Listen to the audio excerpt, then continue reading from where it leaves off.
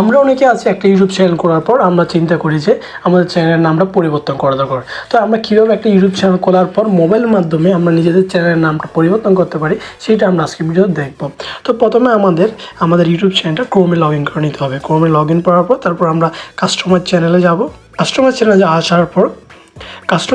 আসার পর আমরা এখানে একটা অপশন পাবো, সেটা হলো যে এই যে চ্যানেল কাস্টমাইজেশন নামে একটা অপশন পাবো। এখানে আমরা চ্যানেল কাস্টমাইজের উপর যদি ট্যাপ করি তারপর তখন আমাদের মাঝে এরকম একটা ইন্টারফেয়ার আসবে।